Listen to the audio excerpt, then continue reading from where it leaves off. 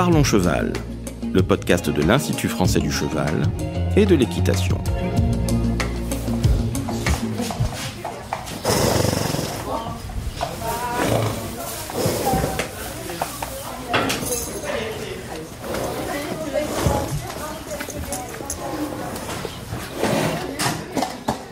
Bonjour, je suis Laurent Vigneault de l'Institut français du cheval et de l'équitation et aujourd'hui on vous parle de l'entretien d'un cheval âgé. Pour ça, je reçois Marie Delerue. Donc Marie, tu es vétérinaire expert sanitaire pour la filière équine à l'IFCE.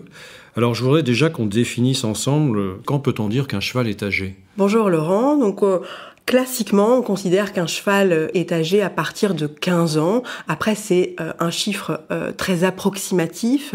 Si je prends quelques exemples, par exemple, si on compare certaines races ou encore en fonction de l'environnement dans lequel le cheval a vécu, je sais pas, un cheval qui a vécu au box toute sa vie, son appareil respiratoire va avoir subi un certain nombre d'agressions, contrairement à un cheval qui va être au pré toute l'année et donc son appareil respiratoire va être plus âgé. En fonction de son utilisation aussi. C'est ça, par exemple, en fonction de son utilisation. Un cheval de course, ses articulations, elles vont être sollicitées très jeunes.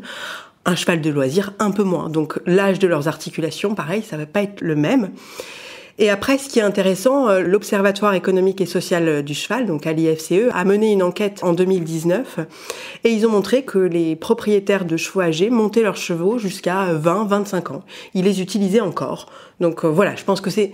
Il y a des chiffres, mais c'est assez variable en fonction des équidés. Des données intéressantes. Alors justement, si on se place sur les chiffres, cette population de chevaux âgés, les chiffres de l'Observatoire nous montrent qu'elle augmente. Oui, c'est ça. Alors pour plusieurs raisons, aujourd'hui, ils représentent en gros 12% de la population totale. Ils sont un peu plus de 120 000 sur la population équine qui est de 1 million d'équidés environ. Et il y a deux phénomènes qui peuvent expliquer cette augmentation du nombre de vieux chevaux. D'un côté, c'est la diminution de l'abattage, puisqu'aujourd'hui, il y a environ 5 000 chevaux qui sont abattus par an, et ce qui représente une diminution de 70% par rapport à il y a 15 ans. Ouais, c'est considérable. Oui, et ça serait dû... déjà à la relation homme-animal qui a un petit peu évolué, et puis aussi on consomme moins de viande chevaline en France. Et il y a des effets aussi d'évolution du nombre de naissances, j'imagine ? Oui, en fait, il y a eu un baby-boom équin dans les années 95-2000, ce qui explique aujourd'hui qu'il y a beaucoup de papis et de mamies. Et par contre, a priori, on est quand même à un pic et ça va plutôt redescendre cette proportion de vieux chevaux parce que dans les années 2000, il y a eu ensuite une diminution des naissances. Oui, une baisse de 5% qui serait attendue d'ici 2030, c'est ça ? C'est ça. Oui, on précise bien que ces chiffres sont ceux de la France, Marie. Oui, c'est les chiffres de l'Observatoire qui analysent les chiffres français. Alors, au niveau de l'espérance de vie, là aussi, quelle est l'espérance de vie moyenne d'un cheval ? Alors, en moyenne, c'est encore des chiffres de l'Observatoire, c'est 18 ans, mais... Encore là, il y a beaucoup de variabilité. Ainsi, il y a la moitié des chevaux qui vivent moins de 18 ans et en revanche, on a 1/5 de la population qui vit plus de 26 ans. Oui, 1/5, c'est relativement important. Oui. Alors, on va parler maintenant des principales affections que connaissent ces chevaux âgés. Alors, l'infection la plus répandue, Marie, c'est l'ostéoarthrose, c'est ça ? Oui, effectivement, c'est une des premières causes d'appel du vétérinaire. Donc l'ostéoarthrose, en fait, c'est un processus dégénératif du cartilage articulaire qui est à l'origine d'une inflammation chronique dans les articulations et donc d'une douleur et de difficulté à se déplacer et qui peut notamment être une cause d'amaigrissement puisque les chevaux ont du mal à aller se nourrir, par exemple. Alors, la deuxième cause qui arrive ensuite et auquel on pense peut-être moins souvent, c'est les anomalies au niveau dentaire. Oui, alors déjà, on a une usure des tables dentaires qui peut provoquer des difficultés à mastiquer, une baisse d'efficacité de la mastication. Et puis, on peut avoir un certain nombre de problèmes, des crêtes et des arêtes coupantes qui vont être à l'origine de blessures. On peut avoir, comme chez l'homme, finalement, des déviations, des déchaussements de dents, des caries, voire des fractures. Donc, il y a non seulement une baisse de l'efficacité de la mastication, mais aussi on peut avoir des douleurs importantes, à l'origine de difficultés rien que pour prendre l'aliment. Et donc, bien sûr, on peut avoir comme conséquence un amaigrissement, puisque des difficultés à s'alimenter. Et puis aussi, ce qu'on peut avoir, c'est des obstructions de l'œsophage. Ouais. Donc, un aliment qui reste coincé dans l'œsophage. Et puis, des impactions de l'intestin, en gros, qui est bloqué. Et on a donc des coliques associées. Alors, on a aussi assez fréquemment le syndrome de Cushing chez ces chevaux âgés. Oui, il est effectivement très fréquent chez les chevaux âgés. Donc en gros, les chiffres, c'est 20% des chevaux de plus de 15 ans et 40% des chevaux de plus de 30 ans. Alors qu'est-ce que c'est le syndrome de Cushing ? C'est un dérèglement hormonal qui se traduit. Et ce qu'on voit assez bien, c'est un poil qui est rêche et long. C'est ce qu'on appelle l'hirsutisme. Ça, c'est un signe qui est caractéristique. Si on voit ça sur un cheval, il a le syndrome de Cushing. On n'est même pas obligé de faire des tests, même si c'est préférable. Et puis, on a un changement de la silhouette du cheval avec une fonte musculaire, notamment sur le dos, et puis un gros ventre. Ouais, qui est très visible et qui a tendance à choquer les gens, évidemment. Oui, forcément, ils ont une allure un petit peu bizarre. Et puis, le gros problème surtout, c'est que ça favorise les fourbures, qui sont des affections très douloureuses de l'appareil locomoteur, des pieds, et qui sont une cause fréquente d'euthanasie. Et puis, on a une baisse d'immunité qui, en fait, vient aggraver la baisse d'immunité qu'on a de toute façon chez des chevaux âgés. Ouais, qui est liés l'autre au vieillissement. facteur, effectivement, rencontré fréquemment, c'est le processus infectieux. Ça touche là aussi tous les chevaux âgés ? Oui, en fait, on a de façon générale un défaut de fonctionnement du système immunitaire, il répond moins bien, et donc tous les germes qui peuvent paraître opportunistes et qui passent sans problème chez d'autres chevaux, ça peut déclencher des maladies, des abcès, des pneumonies chez les chevaux âgés de façon plus fréquente. Oui, on y reviendra tout à l'heure dans les précautions à prendre vis-à-vis de ces chevaux. Autre affection fréquemment rencontrée, les problèmes respiratoires avec l'asthme. Effectivement, donc l'asthme équin sévère notamment, parce qu'il y a l'asthme équin modéré qui touche plutôt les jeunes et le sévère qui touche plutôt les chevaux âgés. C'est un vrai problème de terrain, c'est ce qu'on appelle communément la pousse ou l'emphysème, et ça correspond à une inflammation chronique de l'appareil respiratoire profond, donc en gros les bronches, les poumons. C'est à l'origine d'une toux, d'un jetage et de difficultés respiratoires qui peuvent être très importante et donc d'une dégradation de la qualité de vie qui peut être majeure. Et c'est une maladie, en gros, comme l'ostéoarthrose d'ailleurs, qui va évoluer, qui va se dégrader au fil du temps. Et là aussi, on verra que les effets de milieu sont importants sur ce problème-là. Tout à fait. Alors, dernier point, il y a les affections tumorales qui, comme chez la population humaine, touchent plus particulièrement les populations âgées. Oui, alors même si finalement, chez le cheval, je dirais que c'est moins important que les maladies qu'on a citées avant, mais effectivement, on a une fréquence plus importante de tumeurs intestinales qui peuvent être à l'origine de coliques graves, qui demandent une intervention chirurgicale, ce qui n'est pas toujours facile chez un cheval âgé. Et puis on a aussi des tumeurs de la peau, donc les mélanomes qu'on a plutôt chez les chevaux gris et des carcinomes. Alors on va aborder maintenant, après avoir énuméré ces différentes affections du cheval, arriver sur les soins à prendre, l'entretien qu'il faut préconiser pour cette population. Alors évidemment, ces chevaux-là méritent des soins parfois plus réguliers, une surveillance plus importante encore que d'autres. Oui, c'est ça. On a souvent l'impression qu'une fois qu'on met son cheval à la retraite, qu'il est un peu vieux, il suffit de le mettre au pré et il va se débrouiller. À vrai dire, on l'a vu, il y a un certain nombre d'affections chroniques qui peuvent l'affecter. Et donc, il est plus sensible aux maladies parce qu'il a une baisse de l'immunité.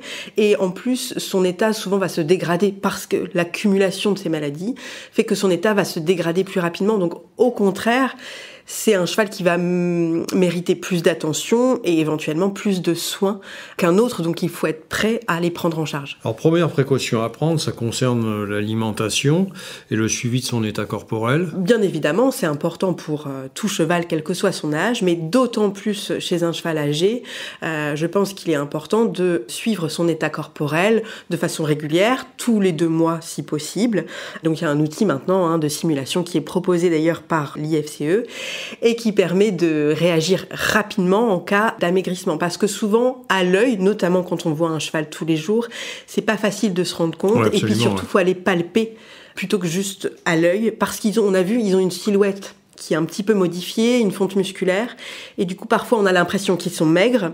Et c'est pas toujours le cas. Il faut aller palper et faire une note d'état corporel. Il faut surveiller également le fait que la prise de nourriture se fait bien. Oui, on a vu qu'il y avait des problèmes dentaires très fréquents chez le cheval. Ces problèmes dentaires, c'est quand même la première cause d'amaigrissement. Donc c'est très important de se poser quelques minutes au moment de la distribution des repas ou quand il mange son foin pour vérifier qu'il n'a pas de mal à mastiquer, qu'il a de l'appétit, qu'il mange pas trop lentement et qu'il n'est pas dérangé par les autres justement parce qu'il mange trop lentement ou qu'il a du mal à accéder à certains points, je ne sais pas, parce qu'il y a de la boue, parce que l'eau elle est trop loin par rapport à son aire de couchage, par exemple. Et on rappelle que la distribution de concentré n'est pas pour autant indispensable. Non, et c'est pour ça qu'il faut suivre sa note d'état corporel. Il y a certains chevaux, notamment les très âgés, qui auront peut-être besoin de concentré pour les aider, et puis il y en a d'autres qui sont encore en bon état. Beaucoup de chevaux âgés sont encore en bon état, ils n'ont pas forcément besoin d'avoir des concentrés en plus. Oui, d'autant que ceux qui souffrent du Cushing, finalement, il faut aussi réduire les apports en amidon. Oui, tout à fait. Ça peut être dangereux, notamment parce que ça peut favoriser les fourbures chez ces chevaux-là. Alors tu l'as évoqué déjà, mais dans la distribution de ces aliments, des précautions à prendre en général ? Oui, alors on a vu que les vieux chevaux étaient souvent douloureux au niveau de leurs articulations. Donc la première chose, c'est parfois, s'ils ont mal au dos notamment, ou s'ils ont des grosses affections au niveau des membres, on peut peut-être mettre, si on distribue des concentrés, les mettre plus à hauteur pour éviter qu'ils baissent trop la tête. En hiver, on peut avoir une accumulation de boue autour des points de nourriture et il faut les décaler régulièrement pour éviter ça. Pareil, en été, peut-être les décaler régulièrement pour éviter qu'il y ait trop de poussière parce qu'on a vu qu'il y avait beaucoup d'asthme chez les chevaux. Il faudra aussi vérifier l'accès à l'eau. Voilà, après c'est comme tous les chevaux, il faut avoir une eau propre à volonté, mais effectivement, chez ces vieux chevaux qui ont du mal à se déplacer, il faut que l'accès à l'eau soit facile. Alors, on a évoqué les problèmes de dentition tout à l'heure, donc il faut faire venir un dentiste régulièrement, c'est tous les combien ? Alors, en gros, je dirais qu'une fois par an, ça suffit pour un cheval qui est âgé, mais qui n'a pas de problème. Après, ça peut être 2 fois si on a détecté des problèmes. Et donc, ça peut être fait soit par un vétérinaire, soit par un technicien dentaire équin. Alors, autre aspect, c'est l'hébergement, bien sûr, qui est à prendre en compte. Là aussi, on a quelques données à signaler, d'après l'enquête ? Oui, l'enquête de l'Observatoire a montré que, en tout cas actuellement, 60% des équidés retraités, alors c'est pas tout à fait la même population, c'est pas les équidés âgés, mais retraités, sont hébergés auprès toute l'année, alors que 35% sont au moins une partie de l'année rentrés à l'intérieur, soit en box, soit en stabulation.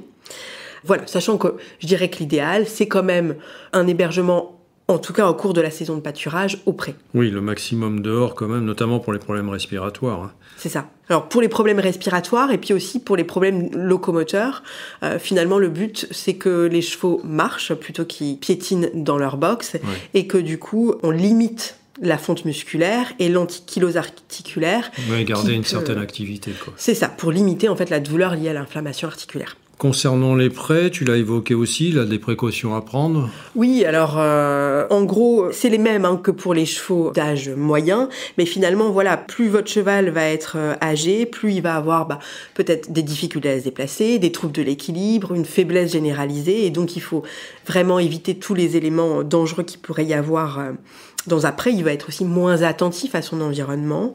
Bien sûr, un hébergement en groupe, en veillant le plus possible à ce que ce groupe soit stable pour éviter tous les changements et puis éviter aussi l'entrée de jeunes chevaux qui potentiellement se sont beaucoup déplacés, ont été en contact avec des virus et des bactéries parce qu'on sait que le vieux cheval tout de suite lui va être malade. Et si jamais les chevaux restent dehors l'hiver, est-ce que tout à fait possible, on préconise un abri, c'est ça ? Oui, de toute façon c'est même réglementaire, la présence d'un abri. Alors il peut être naturel ou artificiel, mais il faut un abri et il faut veiller surtout à ce qu'il y ait assez de place pour tous les chevaux.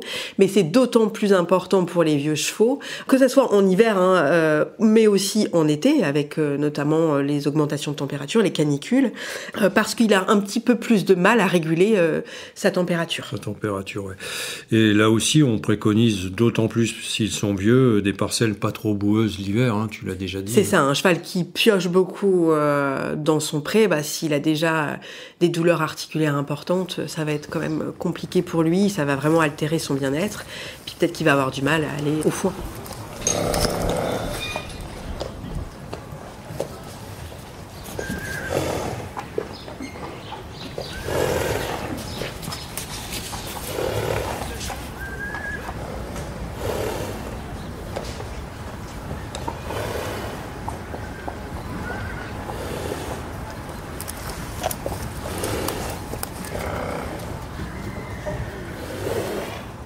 Alors, on a beaucoup insisté sur l'intégrité de son appareil locomoteur. Ça veut dire que là aussi, il faut un entretien régulier des sabots, des pieds. Oui, le parage, je pense que c'est vraiment très très important chez les vieux chevaux parce que forcément, si on a de l'arthrose et qu'en plus on a les pieds de guingois, ça va être pire, ça va augmenter la douleur. Donc il faut vraiment qu'il voit le maréchal Ferrand régulièrement. Alors il y a encore un dernier point, c'est la prévention sanitaire, à la fois sur la vaccination, la vermifugation. Tu peux détailler ce point ? Donc on a vu qu'ils étaient quand même plus sensibles aux agents pathogènes, les virus, les bactéries, et qu'en plus ils avaient un système immunitaire qui était moins efficace. Donc du coup, ces chevaux-là, ils vont souvent moins bien répondre à la vaccination, notamment. Et par contre, ils en ont vraiment besoin, puisqu'ils sont plus sensibles à ces virus. Donc il va falloir continuer à les vacciner régulièrement contre le tétanos, ça c'est sûr, c'est une maladie mortelle, mais aussi contre la grippe et la rhinopneumonie, qui peuvent avoir des conséquences plus importantes chez ces vieux chevaux. Et ça, notamment s'ils sont en contact soit directement, soit indirectement via le matériel ou le personnel, avec des jeunes chevaux qui, eux, vont sortir, aller en concours et ramener avec eux des germes. Pour la vermifugation ? Pour la vermifugation, alors, ce qu'on a plutôt montré, c'est qu'avec l'âge, on a plutôt une plus faible excrétion des chevaux, et donc finalement les recommandations sont les mêmes que chez les chevaux d'âge moyen. Il y a une forme d'immunité qui s'installe. Oui, il y a une forme d'immunité qui s'installe, et donc on peut les vermifuger de façon raisonnée suite à des analyses diagnostiques pour voir s'ils en ont besoin ou pas. Après, par contre, chez les chevaux notamment qui sont atteints du syndrome de Cushing, on a vraiment une baisse de l'immunité, et souvent on a une excrétion qui réaugmente. Donc ces chevaux-là, il faut faire un peu plus attention. Et puis forcément, des chevaux parasités et qui sont très âgés, qui ont peut-être des problèmes digestifs, d'autres problèmes digestifs par ailleurs, vont être peut-être plus sensibles. Donc il faut garder ça en tête et adapter le protocole en fonction de tous ces éléments. Alors on a vu que donc ces chevaux nécessitaient un suivi important, qui peut souvent être aussi un suivi vétérinaire régulier. Malgré tout, on va aborder une question délicate, mais parfois on est contraint, quand cet état se dégrade fortement, de prendre une décision, c'est l'euthanasie. Est-ce que tu peux nous parler de ce point ? Oui, donc effectivement, soit il faut prendre une décision d'euthanasie rapidement parce qu'il y a une maladie aiguë. On a parlé qu'il pouvait notamment y avoir des tumeurs spécifiques des chevaux âgés à l'origine de coliques. Mais bon, ça c'est finalement peu spécifique des chevaux âgés. Par contre, on l'a vu, chez les chevaux âgés, on a un certain nombre d'affections chroniques qui peuvent se cumuler, et donc il faut quand même veiller à ce que la qualité de vie du vieux cheval, avec l'aide éventuellement de soins et de traitements, par exemple des antidouleurs, ne soit pas trop dégradée. Si un cheval, par exemple, qui a vraiment du mal à se déplacer, qui n'arrive plus à se nourrir, qui est très maigre, ou encore qu'il faut relever régulièrement au tracteur parce qu'il n'arrive pas à se relever de lui-même, il faut commencer à discuter avec son vétérinaire de... Oui, c'est une décision qu'on prend pas seul. Non, parce que c'est vrai que quand on est propriétaire, on est très attaché. Quand on est détenteur, on voit aussi le cheval tous les jours, donc c'est difficile aussi parfois de se dire là il s'est dégradé. Donc je pense que c'est bien aussi d'avoir l'avis du vétérinaire parce que forcément c'est lui l'expert au niveau de la santé qui connaît le pronostic des maladies, qui va pouvoir évaluer clairement la douleur. Et puis c'est un œil extérieur aussi, qui est peut-être un peu moins touché émotionnellement. Qui va nous aider à prendre la décision. Mais quand on parle d'euthanasie, on parle d'euthanasie éthique ici, je pense quand même. Oui, donc effectivement, ce qui est important, c'est vraiment que l'animal ne souffre pas pendant cet acte, puisque l'euthanasie, en grec, ça veut dire mort douce. Et donc ce qui est important, c'est qu'il y ait une sédation, voire une anesthésie avant d'injecter le produit euthanasiant. Le but, c'est qu'il y ait une perte de conscience avant d'avoir un arrêt cardio-respiratoire. Donc Marie, on arrive à la fin de cet entretien. En conclusion, si on veut retenir les points essentiels, on peut dire qu'il y a de plus en plus de chevaux âgés, du fait ne serait-ce que par la réduction de l'abattage. Oui, c'est ça. Il y a de plus en plus de chevaux âgés. Ils peuvent vivre parfois jusqu'à 30 ans. Donc c'est des choses à prendre en considération quand on achète un cheval.